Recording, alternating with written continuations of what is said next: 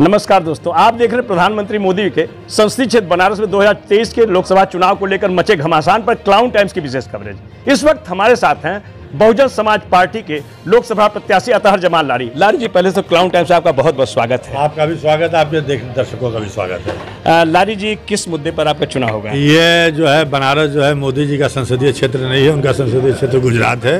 वो जबरदस्ती आगे कब्जा किए हुए हैं। इस बार कब्जा को है तोड़ना है, हटाना है यहाँ से कब्जा। लेकिन आपके प्रत्याशी बनने से भाजपा के लोग बड़े खुश हैं कि अब मुस्लिम मतदाताओं मत सेंधमारी हो जाएगी और जरा फिर तीसरी पायदान पर जाएंगे। अब हमारे साथ सिर्फ मुस्लिम ही नहीं है, हमारा रिकॉर्ड उठा के देख लीजिए। जब भी मैं चुनाव लड़ा हूँ तो पिछड़ों और दलितों का भी उसी तरीके से वोट मिला है, और 2004 में बल्कि मुस्लिम वोट नहीं मिला था, और इस बार सब बिरादरी हर जात का वोट हमको मिलेगा। और भाजपा के लोग खुश होते रहे ना, अब हैं खुश, लेकिन वक्त बताएगा ना कि 4 तारीख के बाद कहीं खुशी मातम में न बदल जाए। लारी जी, मुख्तार अंसारी की मौत पर सियासत हो रही है। सूबे की योगी सरकार कह रही है कि माफिया का अंत हो गया है। अजय राय कह रहे हैं उसके भाई के हत्यारे का अंत हो गया है। अलका राय कह रही उनके पति के हत्यारे का अंत हो गया है। रुंगटा का परिवार कह रहा है कि उनके पिता के हत्यारे का अंत हुआ है। आप काशी के हैं, बताएं कि इसको आप किस रूप में देख रहे हैं? वो जेल में थे, जितनी भी हत्याएं हुई हैं तो जेल में थे। उन्होंने कोई अपने हाथ से हत्या की है क्या? कोई इसका प्रूफ है? वो तो लारी जी, यही तो हम आपसे, क्यों आप लोग उनको इतना प्रोटेस्ट कर रहे हैं? आप उनको नहीं, आप ये हत्याएं पूरी जनता जन जान, उनको कितने 8 मुकदमे में सजा हो चुकी है, और आप कह रहे हैं कि वो मसीहा गरीबों के, हमने भी लिखा है गरीबों के मसीहा है, लेकिन वो तो रॉबिन हुड जैसे हैं ना। अभी लोअर कोर्ट से सजा हुई है ना, अभी हाई कोर्ट सुप्रीम कोर्ट में जाता तो देखते आप कि क्या फैसला होता।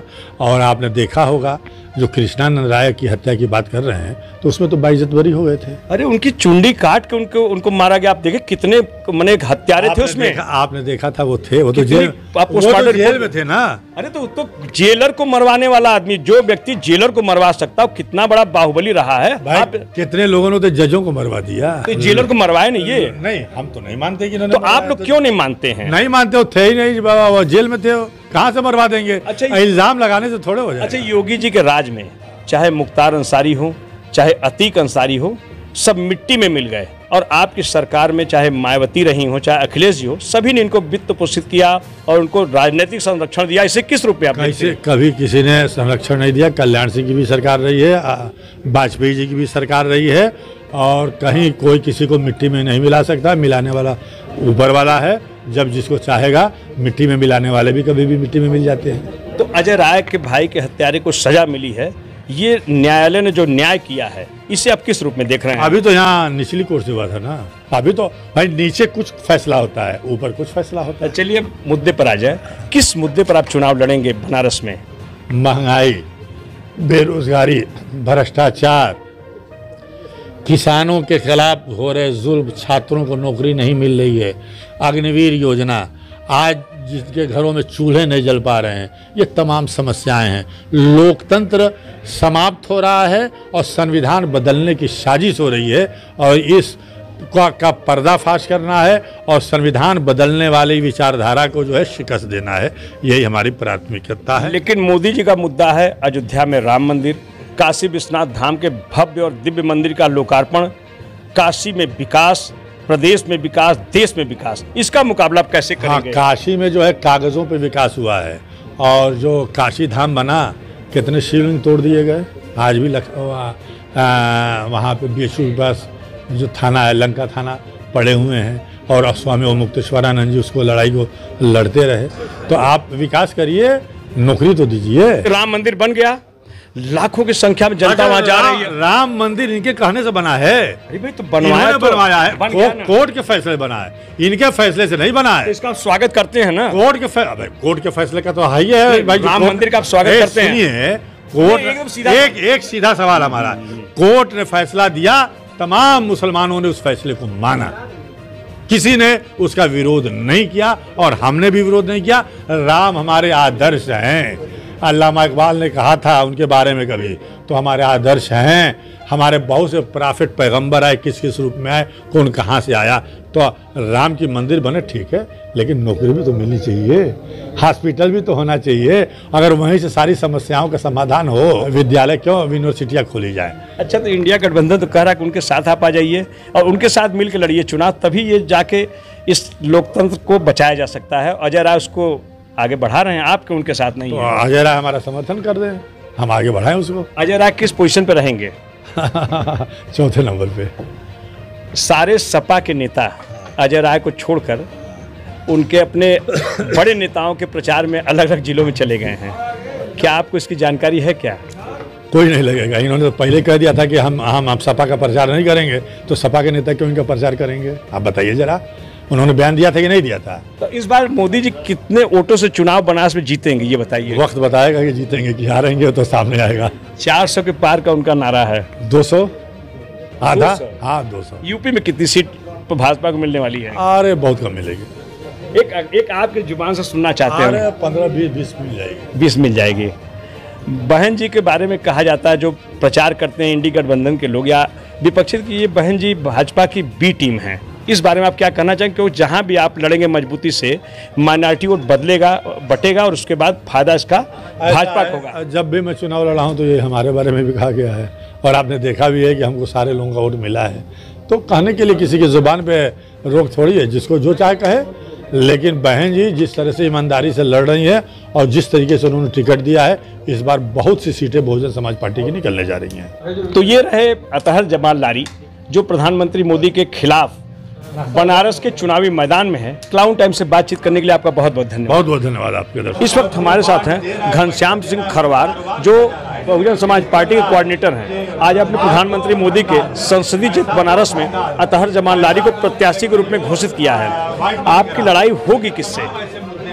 आपको पहले बार मैं बहुत बहुत धन्यवाद देता हूं।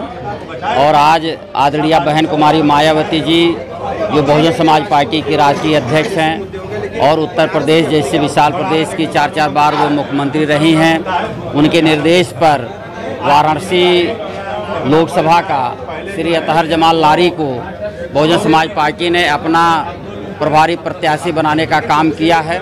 और मुझे पूरा विश्वास है कि जो लोकसभा का चुनाव श्री अतहर जमाल लारी सर्वजन समाज के हित को ध्यान में रख करके, सबके हित को ध्यान में रख करके ये लोकसभा के चुनाव को जीतने जा रहे हैं। खरवार साहब, बहुजन समाज पार्टी को भाजपा की बी टीम कहा जा रहा है और अतहर जमाल लारी के आने से इंडिया गठबंधन का जो ख्वाब है मुस्लिम मतदाताओं के ध्रुवीकरण का, वो चूर होने वाला है। इसको आप किस रूप में देखते हैं और इससे बहुजन समाज पार्टी को फायदा होना कि मोदी को फायदा होना है? देखिए, पहली बात तो बहुजन समाज पार्टी किसी की बी टीम नहीं है। बहुजन समाज पार्टी एक विचारधारा है और बहुजन समाज पार्टी को तमाम संतों गुरुओं ने जो विचार दिया है, उसी विचारधारा को लेकर के बहुजन समाज पार्टी चल रही है।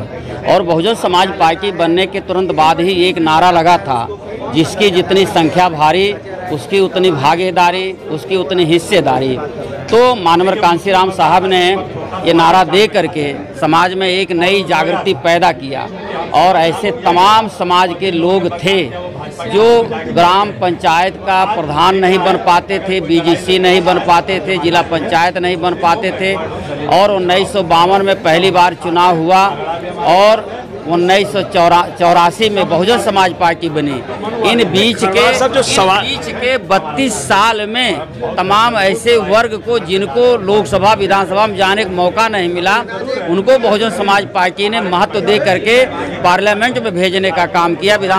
अजय राय का सत्यानाश करने पर तो आप लोग लग गए हैं यहाँ पे ना? किसी का सत्यानाश हो जाए, किसी का कुछ हो जाए, हम ये नहीं जानते, लेकिन हम इतना जरूर जानते हैं श्री अतहर जमाल लारी लोकसभा का चुनाव जीतेंगे। लेकिन नुकसान किसका होना है? इसका नुकसान हो रहा है, इसको आप आकलन लगाओ। हम तो अपने फायदे की बात कर रहे हैं, समाज के फायदे की बात कर रहे हैं। हमको पिछले 3 बार के चुनाव की बात कर लिया जाए तो बहुजन समाज पार्टी किस पायदान पर रही?